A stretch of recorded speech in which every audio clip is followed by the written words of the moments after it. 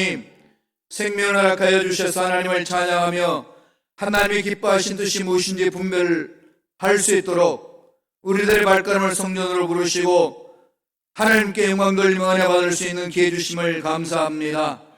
하나님의 음성에 따라 순종하며 성령을 따라 살아 움직이기를 원합니다. 그리할 때 우리의 삶이 귀한 열매가 맺혀 나가고 하나님께 영광이요 예수 닮아가는 우리 삶이 될 줄로 믿습니다. 이 연에 넘쳐나도록 강하게 성령이 우리를 붙들어 주옵소서. 말씀을 사모해 찾은 심령들, 말씀을 함께 하여 주시고 은혜 받는 시간, 문제 해결 받는 시간 되게 축복하여 주옵소서. 감사하고 예수님 이름으로 기도드리옵나이다. 아멘. 함께 합독했던 말씀 중심으로 성령이 임하시면 이라는 제목으로 내 말씀을 나누겠습니다. 함께 봉독했던 이 말씀은 유대인의 전통에 따라서 안식일에 행했던 일들을 기록하고 있습니다. 유대인의 전통은 남자들이 13살만 되면은 회당에서 열리는 정기 모임에 참석합니다. 거기서 이젠 기도문도 낭독하고 성경도 낭독합니다. 회당을 책임지는 사람이 그날 상황에 따라서 또 분위기에 따라서 지명을 합니다. 하나님 말씀을 낭독하라고, 또 대표해서 기도문도 낭독하라고. 이렇게 해서 어릴 때부터 말씀을 훈련시킵니다. 그래서 늘 그들은 이제 말씀을 읽고 실천하고 체험하는 그런 삶을 사는 거지요. 그들이 지금 유대인들이 이 지구촌에서 살아나는 방법입니다. 하나님의 말씀 살아있다는 것을 유대인들의 삶을 통해서 우리에게 증언하고 있는 거죠. 역사 속에서 유대인들의 삶을 통해서 보면 하나님의 역사가 얼마나 강한지를 우리 체험할 수 있습니다. 그들은 어릴 때부터 삶 속에 말씀이 배어있기 때문에 어떤 상황이 던져져도 그 말씀을 거부하거나 말씀과 관계없이 사는 그런 일들 안 합니다. 지금 다만 메시아인 예수를 올바로 해석하지 못함으로써 등지고 있지만은 그들은 그 한 구약의 말씀을 붙들고 그렇게 살아옵니다. 예수님 시대 때도 그랬어요. 그래서 예수님도 고향의 땅에 가셔가지고 안식일날 회당에 들어가서 예배를 드리는데 그게 회당장이 예수님에게 지명해서 성경을 좀 읽으라고 합니다. 그때 펼쳐서 읽은 말씀이 이사야 61장이에요. 이사야 61장을 읽습니다. 그게 다 잘 아시는 말씀이죠. 그 말씀이 오늘 본문 누가복음에 다시 이렇게 기록되고 있습니다. 다 읽으시고 성경을 덮어놓고 다들 자리에 앉아 있는데 예수님이 무슨 말씀을 하실까 귀를 기울였습니다. 왜냐하면 예수님이 이 삶이 예사롭지가 않았습니다. 비범하지 않았던 거죠. 아주 그냥 이게 평범하지가 않았습니다. 비범했습니다. 아주 놀라운 거죠. 놀라운 삶이었습니다. 그런 삶을 소문으로 들었기 때문에 무슨 말씀을 하실까 기울였더니 읽었던 본문의 말씀, 그 말씀 이사야 61장 말씀을 통해서 풀어서 설명을 합니다. 그러면서 내린 결론이 무슨 말씀으로 결론을 내리죠? 왜 성령이 나에게 임하시는지, 성령께서 나에게 임하시면은 나는 어떤 역사를 이룰 수 있는지, 어떤 역사가 일어나는지 이런 것을 이렇게 쭉 풀어나갑니다. 오늘 본문 말씀을 통해 가지고 성령이 강하게 임재하면은 우리의 삶에 4가지 현상이 나타난다는 것을 보여주고 있습니다. 이것은 오늘날 예수 믿는 저와 여러분들에게도 동일합니다. 예수님도 부활하시고 나서 성천하시면서 제자들에게 하신 말씀이 있죠. 성령이 너에게 임하시면 사도행전 1장 8절에서 그렇게 말씀합니다. 성령이 임하시면 너에게 뭐가 임한다는 거죠? 권능이 임하고, 두나미스가 임한다는 거죠. 그래서 온 유대와 사마리아, 예루살렘 온 유대와 사마리아 땅끝까지는 내 증인이 된다. 증인이라는 것은 순교자가 된다.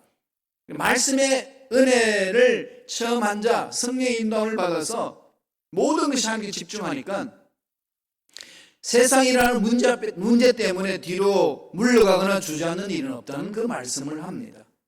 이 말씀을 통해서 우리에게 지금 권면하고 있습니다. 이렇게 살라는 거죠. 하나님은 성령을 부어주셔서 이러한 역사를 체험할 수 있도록 만들어주신다. 그러므로 이 약속의 말씀을 만판에 새기면서 이렇게 살아가라고 권면하는 말씀입니다. 네 가지입니다. 한번 볼까요? 누가복음 4장 18절에 있습니다. 다 같이 한 목소리로 천천히 읽습니다. 주의 성령이 내게 임하셨으니 이는 가난한 자에게 복음을 전하게 하시려고 내게 기름을 부으시고 나를 보내사 포로된 자에게 자유를, 눈먼 자에게 다시 보게 함을 전파하며 눌린 자를 자유롭게 하고 라고 말씀을 하신 거죠. 주의 성령이 내게 임하셨으니, 성령이 임했는데 무슨 일이냐? 가난한 자에게 복음을 전한다. 가난한 자에게 복음을 전하기 위해서 성령이 나를 강하게 사로잡아 주셨다. 다시 말씀드리면 저와 여러분의 삶은 성령 체험을 해야 되는 것이고, 성령 체험을 해야 되는 힘있게 사는 거고, 힘있게 사는 자의 삶은 하나님의 위대하심을 체험하고 하나님의 위대하심을 알지 못하는 사람에게 전하는 삶이다. 말로 복음을 전할 뿐만 아니라 삶으로서도 복음을 전한다는 거죠. 하나님의 능력을 체험한 자의 삶이니까. 그 네 가지를 말씀하는데, 첫째로 뭘 말하는 거죠? 포로된 자에게 뭘 준다는 거죠? 자유를 준다. 포로 생활 안 해보셨지요? 전쟁 포로 생활하면 어떤 일이 있습니까? 주권이 다 없어지잖아요. 일본 식민지에서 36년간 우리가 식민 생활할 때 어땠습니까? 주권이 없으니까 우리 마음대로 정부가 구성이 되어서 백성들을 다스려보는 거 없습니다. 일본 사람들 하자는 대로 가야만 됐던 거죠. 그들이 다스리니까. 그럼 이름까지도, 한국 사람 이름까지도 갖지 못하도록 다 일본 이름으로 바꾸고, 한글도 읽을 수 없도록 일본 교육으로 훈련받고, 그러니까 우리가 가질 수 있는 모든 주권적으로 할 수 있는 것은 다 포기당하는 것 아니겠습니까? 포로된 자의 특징입니다. 전쟁 포로, 무슨 자유가 있습니까? 그 중에서 가장 큰 문제가 어디 있을까요? 영적으로 포로가 되면 어떡할까요? 영적으로 포로 잡은 그 손에 의해서 흔들리잖아요. 귀신이 꽉 잡으면은 귀신이 가자는 대로 움직이잖아요. 이 세간의 이제 점쟁이들 보면은 막 두려워하죠. 그들은 자기를 잡고 있는 귀신이 노할까봐 두려워해요. 그리고 귀신 하는 말대로 그냥 움직입니다. 그리고 일상생활에서 벗어나는 거죠. 흑암의 세력, 예수 믿는 사람들도 흑암의 세력의 공격을 받을 수 있어요. 예수 믿지 않는 사람 흑암의 세력들이 와가지고 그를 휘어잡습니다. 그러면은 자기 주권을 다 잊어버리는 거죠. 악한 영에 이끌려 다닙니다. 그러한 자들은 자유가 없습니다. 이것을 뭐라고 이야기하죠? 죄의 종이다, 마귀의 종이다 그럽니다. 그러니까 내 주체가 없어지는 거죠. 나의 주권이 사라지는 겁니다. 마귀가 나를 휘어잡습니다. 그러니까 일상적인 삶에 있어서 너무나도 문제가 많이 있습니다. 주님은 뭐라고 그러셨나요? 요한복음 8장 32절에 예수님을 아는 자에게 주님이 우리에게 주시는 은혜가 있다는 걸 말씀합니다. 한번 읽어보실래요? 요한복음 8장 32절 다 같이 읽습니다. 진리를 알지니 진리가 너희를 자유롭게 하리라. 진리가 누구죠? 하나님의 말씀, 하나님의 말씀대로 이 땅에 약속대로 오셔서 메시아가 되신 예수가 그리스도이신 예수 그리스도가 진리잖아요. 내가 곧 길이요 진리요 생명이니. 예수님이 진리입니다. 예수님을 만나는 자에게 찾아오는 결과가 뭘까요? 억눌림이 아니고 포로가 아니고 자유입니다. 예수 믿는 자의 삶은 자유예요. 어떤 데서 자유입니까? 죽음의 두려움에서 자유가 있고, 문제에서 떠는 데에서 자유함이 있고, 어떤 일이 안 되면 어떻게 하나 근심 걱정에서 자유함이 있는 것이 예수 믿는 사람들의 특징입니다. 예수 믿을 때 주님이 진리가 있기 때문에 그 모든 포로된 것들을 다 끊어버리신다는 거죠. 신앙의 성숙의 결론은 자유함이에요. 아직까지도 내가 예수를 믿어 내 마음에 불안이 있고 두려움이 있으면요, 인간은 다 그런 거지 그러지 마세요. 끊으셔야 됩니다.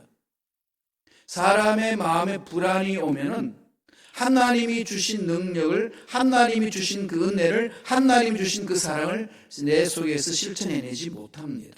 두려움에 떨게 되는 거죠. 도전도 못하고 주저앉게 됩니다. 예수 믿는 사람의 특징은 예수로 인하여서 자유함을 얻습니다. 사람들이 어떻게 평가할 건가?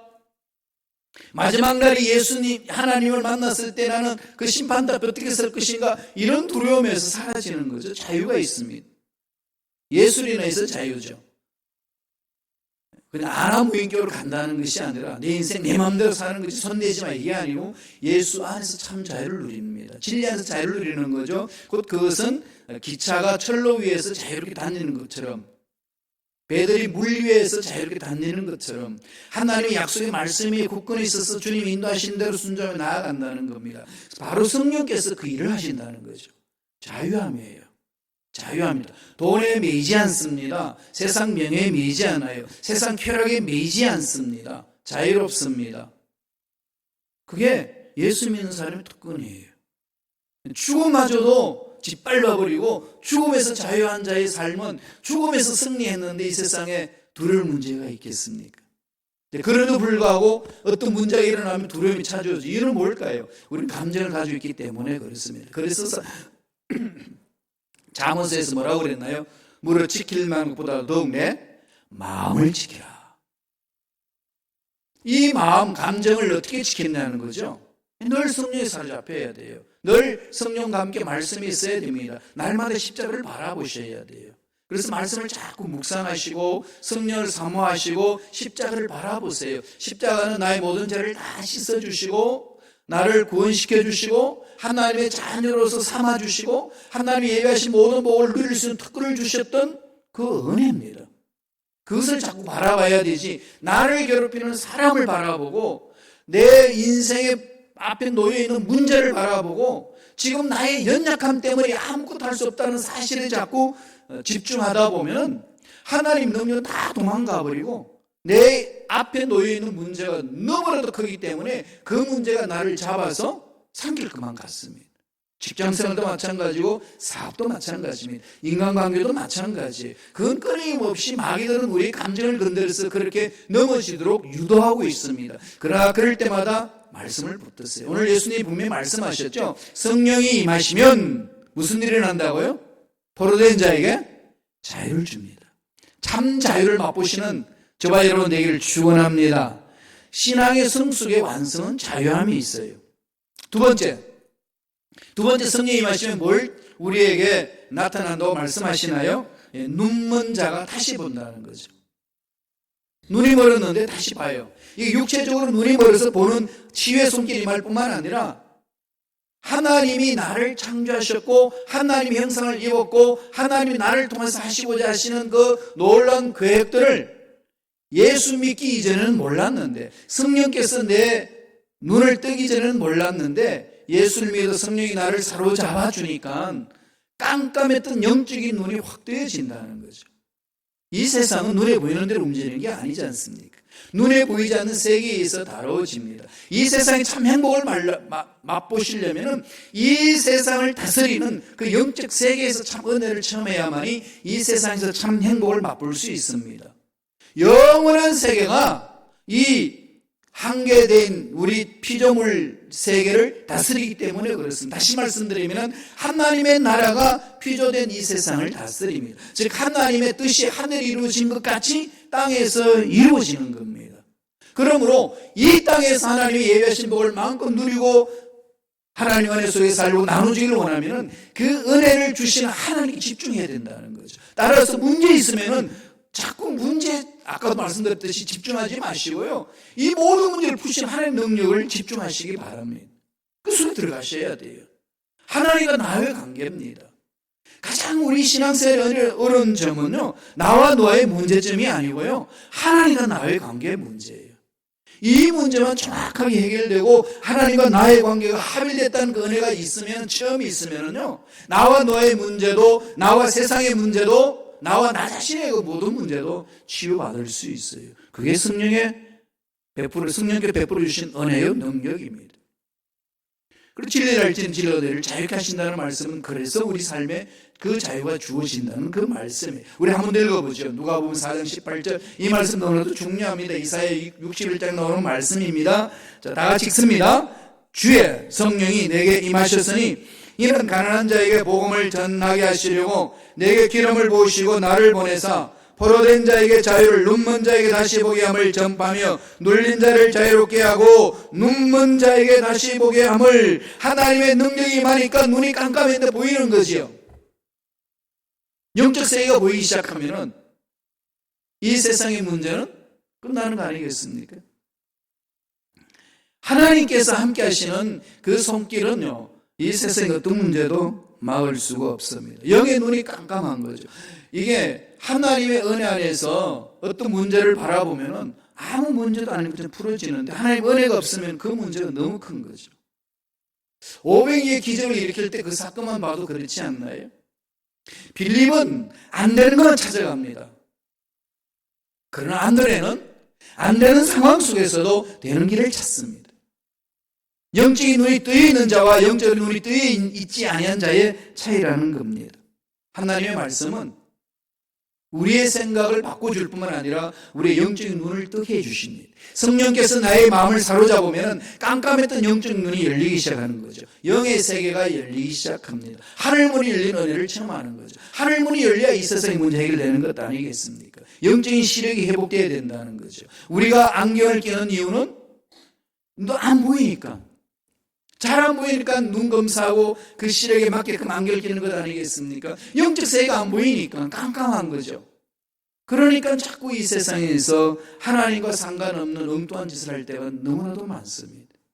거기서 올바로 벗어나려면 영적 세계를 보는 자가 돼야 됩니다. 그렇게 하기 위해서는 어떻게 된다는 거죠? 성령이 임하실 때 성령을 사모하고 성령의 사로잡힐 때 성령께서 우리 영적인 눈을 띄게 하셔서 내 인생이 어디서 왔고 왜 살고 어디로 가야 되는지 참으로 이 상황 속에서 내가 해야 될 일이 무엇인지를 늘 성령과 함께 동행하면서 영의 눈이 열리니까 보이기 시작하는 거죠. 엉뚱한 짓을 하지 않습니다. 하나님은 우리를 이 세상에 보내실 때요 시간이 양을 주셨잖아요. 각자의 시간이 양이 있지 않습니까? 연수가 정해져 있지 않습니까? 하나님 계획이에요. 그 연수 동안 일할 수 있는 에너지도 주셨어요. 우리에게 살 수 있는 것은 시간이 필요하고 에너지 양이 필요하잖아요. 그래서 하나님이 선하신 계획 가운데 주신 겁니다. 그러면 하나님 주신 시간, 하나님이 주신 에너지 어디 활용하실 건데요? 알면 올바로 활용하겠지만은 알지 못하면 내 시간이고 내 힘입니다. 마음껏 사용하는 거죠. 건드리지만 내 거야. 인권 존중이라는 차원에서 하나님이 왜 나에게 생명을 주셨고 왜 나에게 이런 경험을 갖게 하고 왜 나에게 이런 환경 속에 체험하게 하는지를 모르면은 그냥 살아있으니까 사는 겁니다. 그것을 성경은 뭐라고 이야기하죠? 시간을 죽인다는 거죠. 허송세월한다. 쓸데없는 에너지를 낭비하는 거죠. 신앙생활 하다 보면 그럴 때 많습니다. 그냥 어떤 문제에 부닥치면은 그 문제 해결하느라고 목숨 걸고 몸부림치는 사람들이 있어요. 그게요, 참 진리가 아니면은요, 진리 문제가 아니면은 그건 영적인 눈이 뜨면 보이잖아요. 그건 그냥 이래도 좋고 그건 저래도 좋습니다. 그건 취향 문제거든요. 음식 먹는 것 몇 개 먹는 사람이 있고 맵지 않게 먹는 사람이 있고 그렇잖아요. 좀 싱겁게 먹는 사람이 있고 좀 짜게 먹는 사람이 있어요. 그건 그 사람 입맛의 취향이잖아요. 그걸 가지고 그냥 이 몇 개 먹냐, 그 다음에 덜 몇 개 먹느냐, 이게 갑론을박하게 되면 해결되겠어요? 그건 아무 소용이 없는 거지 아니겠습니까? 그럼 틀어버리면 됩니다. 그런 게 중요한 게 아니죠. 정말로 하나님이 주신 약속의 말씀, 참 진리의 말씀, 이걸 마음판에 새겨서 그게 목숨을 걸어야 됩니다.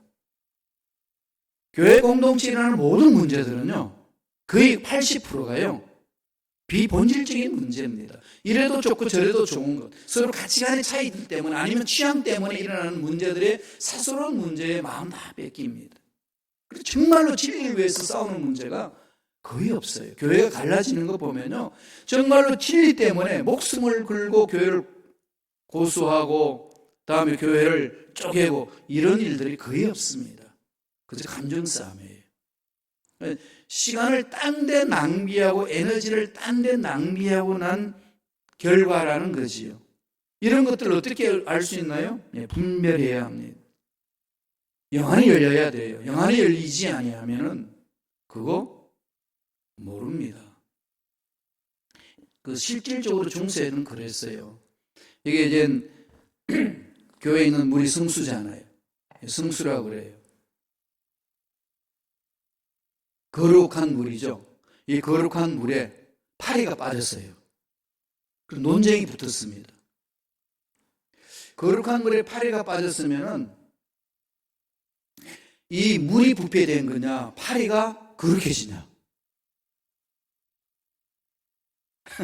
그 내버리고 다시 뜨면 되지.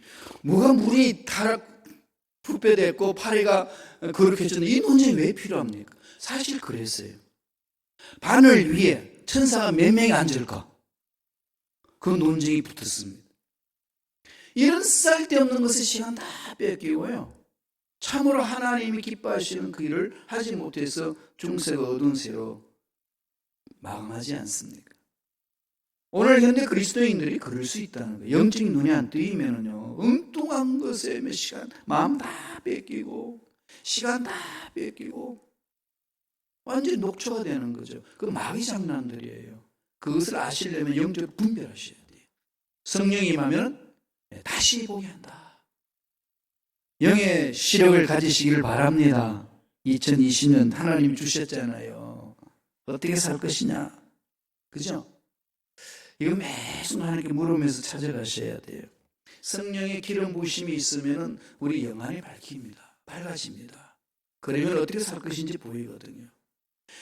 사람들하고 만나면요, 티격태격하는 것은 다 있습니다. 어딜 가도 있어요. 그 바티칸 거기 보면 되게 거룩해 보이잖아요. 그건 어떨까요? 그게 모함과 질투 얼마나 많은지 아십니까?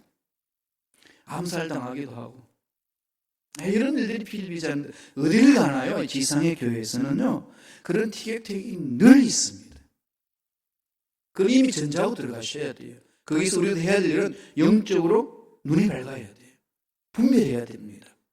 이런 것을 하는 것은 성령이 부어주실 때, 성령의 놀라운 역사가 임할 때 가능하다는 거죠. 사도행전 10장 38절에 하나님이 예수님을 통해서 이런 역사를 이루셨다고 말씀합니다. 사도행전 10장 38절입니다.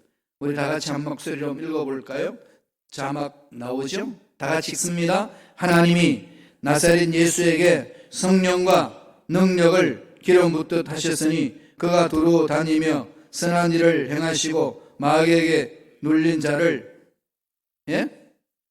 고치셨으니 이는 하나님이 함께 하셨습니다.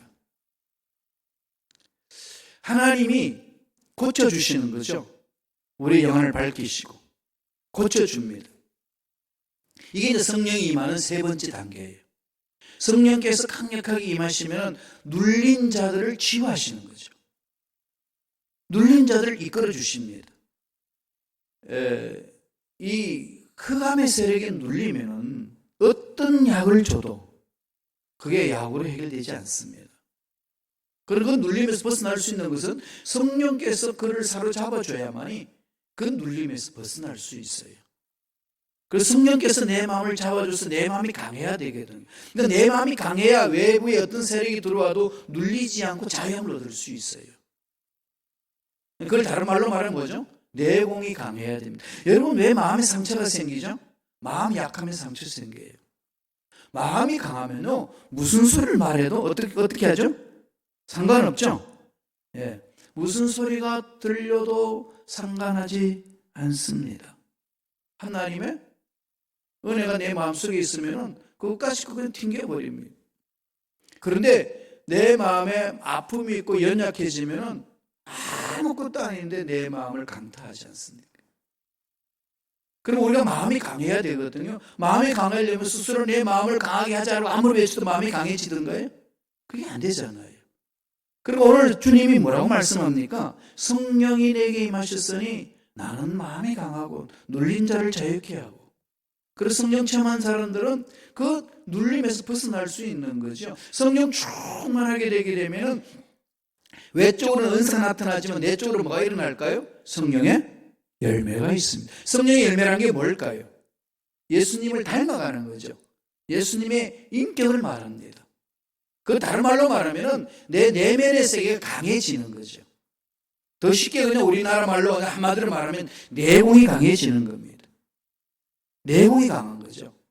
사람이 내공이 강하면은요, 이게 무슨 소리 들어도 던져버릴 수 있습니다.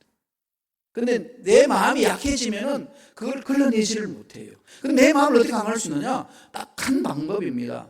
성령이 나를 사로잡아 주시고, 성령에 의해서 감동으로 기록된 말씀이 내 마음판의 중심이 될 때, 능히 내 마음을 내가 강하게 만들 수 있어요. 마음을 강하게 만든다고 해서 요새 영성시대라 별 돌을 다 닦잖아요. 그냥 요가하면서도 하고, 명상도 하고, 영매설도 부르고, 어떤 신적인 힘에 의해서 끌린다.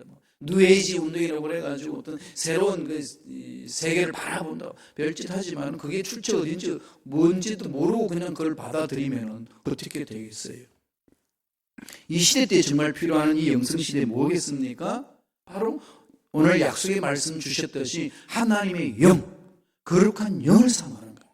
거룩한 영에 사로잡혀서 말씀 위에 서면 그 성령이 내 마음을 사로잡아 주시고 그 성령께서 약속하신 그 말씀을 내 마음판에 새기게 하여서 어떤 문제 앞에든지 당당히 맞장설 수가 있습니다.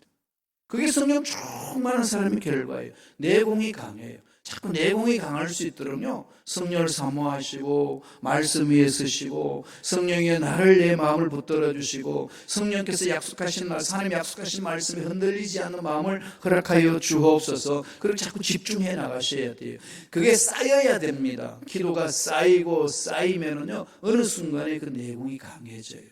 그래서 어떤 환경에 놓여져 있어도 문제 앞에서 흔들리지 아니하고 사람 말에 의해서도 흔들리지 않습니다. 그래야 기약이 쓰임 받을 수 있는 거 아니겠습니까? 그래야만 하나님의 원하신 일을 감당할 수 있다는 겁니다. 그래서 성령을 부어주신다는 거죠. 그래서 복음을 전하는 겁니다. 마지막으로 오늘 말씀 어떻게 합니까? 은혜의 해가 전파된다는 거죠. 성령이 임하시면 은혜의 해가 뭘까요? 은혜라는 것은 은혜다, 이 말은 주빌리라고 번역되어 있습니다. 그게 뭐죠? 희년이다, 희년. 말씀 한번 보고 들어가죠. 누가복음 4장 19절입니다. 다 같이 한 목소리 읽습니다. 주의 은혜의 해를 전파하게 하려 하심이라 하였더라. 은혜의 해, 이 은혜의 해라는 것은 미래의 희망을 선포한다 이 말이에요. 지금 우리 누가복음은 은혜해로 번역되어 있지만 이 원뜻은 희년, 50년마다 오는 희년을 말합니다. 그러니까 이건 왜 은혜했냐? 7년은 안식년이잖아요. 7년이 또 7번 해이면은 50년째는 49년 지나고 나서 온전히 희년이 됩니다. 이때는 원상회복되는 거예요. 내 사업 하다가 망했던 그 전부를 다 돌려받을 수 있어요. 종되었던 사람이 다 자유를 얻을 수 있습니다. 처음에 기업으로 나눠줬던 그 땅을 다 받을 수 있어요. 우리 아버지 때, 할아버지 때 사업을 잘못해가지고 기업 받았던 건 다 저당 집해가지고 론 얻었는데 다 빚져가지고 감당할 수 없다. 그런데 50년을 찼다. 그럼 다 돌려줘야 돼. 다 해방이야. 그 손자는 다 해방받는 거예요. 아버지, 할아버지 빚 안고 있지 않습니다. 그럼 그 해는 무슨 해일까요? 은혜죠. 그러나 늘 희망이 있습니다. 바로 은혜를 선포한다는 것은 미래의 희망이 있다는 거죠. 미래의 희망이 있으면 어떤 어려움이 있어도 참아낼 수 있어요. 미래의 희망을 찾지 못하니까 지금 이렇게 고생하는 일이다가 망하면 어떡하나, 이 두려움 때문에 제대로 감당하지 못하지 않습니까? 그러나 하나님의 나라는 아무리 힘들고 어려워도 미래의 희망이 있습니다. 성령이 임할 때에 미래의 희망이 있다. 그걸 어디서 하나요? 바로 예수님을 말합니다. 예수님이 메시아로 오시면은 예수님은 우리의 구원자이시고 우리를 쉬게 하시는 분이고, 그리고 그분 안에서 참 희년을 맛보는 겁니다. 이미 예수 안에 안식일이 있고 안식년이 있고 희년이 있습니다. 예수 믿는 자들은 이미 예수 안에서 그 안식을 맛보는 거죠. 수고하고 무거운 짐진 자들 다 내게로 내가 너희를 편히 쉬게 하리라. 예수 안에 오는 자가 쉼이 있는 거죠. 토요일날 안식일을 지켜서 안식이 아니라 이미 예수님이 그 모든 율법을 완성해 주셨기 때문에 예수를 믿는 자에게는 참 안식이 있다고 그렇게 약속을 하고 있습니다. 그러므로 예수 믿는데도 우리 안식이 없다. 그럼 신앙을 돌아보셔야 돼요. 참으로 내가 예수를 믿는지, 아니면 그냥 교회 생활이 익숙하고 그냥 교회 다니고 있는 건지, 이런 부분들이 우리 마음속에서 말씀과 함께 잘 점검이 되셔야 진정한 안식을 누릴 수 있고 하나님이 기뻐하시는 삶을 살아갈 수 있습니다. 예수 안에서 안식이 있는 자들은 쉼이 있어요. 쉼이 있는 자는 자유함이 있습니다. 자유함이 있는 사람들은 기쁨이 있어요. 그래서 예수 믿는 사람 얼굴에는 기쁨이 있습니다. 그냥 기뻐요. 그냥 기쁩니다. 누구 때문에? 보너스 받아서, 사업이 잘 돼서, 자녀들 잘 돼서, 그건 누구나 할 수 있어요. 그러나 예수 믿는 사람은 그걸로 인하여서 눈에 보이는, 손에 잡히는 걸로 인하여서 기뻐하고 즐거워하는 그 단계로 머무르는 것이 아니라 그런 것이 없다 한다 할지라도 근본적으로 예수 때문에 기뻐하고 예수님 때문에 행복하는 것이 그리스도인입니다. 그렇게 사니까 하는 일들이 잘 되는 거고 행복을 맛보는 거죠. 먼저 그 나라 그 일을 구하라. 그러면 이 모든 것이 더 넘치도록 채워주시리라. 채워주셔야 이게 하나님 나라도 구하고 그러죠. 아닙니다. 뒤집지 마세요. 먼저 그 나라에 가세요. 아무리 힘들고 어렵고 환경이 그럴 상황이 안 주어진다 한다 할지라도 하나님께 집중하십시오. 그러면은 그 안에 있는 자에게 하나님이 주시는 특권이 있습니다. 그걸 맛보는 것이 그리스도인이라고 성서는 말해줍니다. 이사야가 이미 예수 모시기 전에 선포하신 말씀이 있죠. 다 같이 볼까요? 이사야 62장 2절입니다. 우리 자막을 통해서 한 목소리를 읽겠습니다. 야훼의 은혜의 해와 우리 하나님의 보복의 날을 선포하여 모든 슬픈 자를 위로하되 예수 안에서는 뭐죠? 희년을 선포하는 것이고 쉼이 있는 것이고 안식이 있는 것이고 희년이 있습니다. 그래서 예수 안에는 미래가 있습니다. 예수 믿는 자들은 늘 미래가 있는 거예요. 그래서 예수를 십자가를 바라보는 순간에 내 마음속에 미래를 꿈꾸는 겁니다. 기억하세요. 안식일은 예수 안에 있습니다. 토요일 날짜에 있는 게 아니고, 왜 안식일 교단이 이란으로 정죄를 받나 하면 아직도 율법을 지키면 구원을 얻으려고 하기 때문에 그렇습니다. 이미 예수님이 십자가 안에서 안식일을 완성하셨어요. 그리고 예수 안에 있을 때 안식일이 있습니다. 예수 안에 있을 때 안식년이 있습니다. 예수 안에 있을 때 희년이 있습니다. 그 속에 있는 자는 참 자유가 있습니다. 감격이 있는 거죠. 우리 자신들 한번 돌아봅시다. 한번 질문해 보세요. 나는 예수님을 어떻게 믿고 있는가? 나의 신앙생활은 지금 어떻게 되고 있는가? 나의 신앙생활의 기쁨의 근거는 어디에 있는가? 정말로 내 신앙생활하면서 기쁨이 있느냐, 평안이 있느냐, 행복이 있느냐? 여러분 그냥 세상 살다 보면 이럴 수도 있고 저럴 수도 있고 이러지 마세요. 예수 믿는 사람은요, 어떤 환경에 던져져도 어떤 문제를 안고 있었어도 예수 안에서는 참 안식이 있고 참 평안이 있고 참 기쁨이 있고 소망이 있습니다. 이게 확인되지 아니하면요, 그 신앙 문제 있습니다. 그거 그냥 넘기지 말라고요. 그거 다 점검하셔야 돼요. 그런 걸 해보지 않으셨더라면 지금부터 하세요. 그래야 올바른 신앙이 됩니다. 우리는 딴 거 없잖아요. 하나님이 생명 주셔서 살죠. 하나님이 기회 주시는 사는 거 아니겠어요? 내가 뭐 아무리 잘났다 한다 할지 생명 앗아가면 그냥 다 내려놔야 돼요. 모아놓던 돈 다 내려놓습니다. 이 세상 것들은요, 다 유한한 거예요. 다 지나가는 겁니다. 하나님이 생명을 주셔서 이끌어 주셨으니까 붙들고 사는 것 뿐이죠. 내가 잘나서 잘했기 때문에 하는 것, 그건 그 이후의 결과예요. 하나님 생명 주신 결과에 얻는 것이지 그것 없이는 안 됩니다. 그럼 어디로 가야 될까요? 하나님께 집중하셔야 돼요. 그렇게 하기 위해서는 어떻게 하죠? 성령을 체험하셔야 돼요. 예수님이 오늘 강력히 말씀하셨습니다. 성령이 내게 임하셨으니 성령의 기름 부음이 넘쳐날 때 우리 생각이 새로워지고 말이 새로워지고 삶이 새로워지고 영적인 눈이 뜨여지고 주 안에서 참 안식을 누리며 하나님이 예배하신 복을 받아 누릴 수가 있습니다. 그런 은혜가 저와 여러분 삶에 넘쳐나길 간절히 축원합니다. 기도하겠습니다. 하나님 아버지 감사합니다.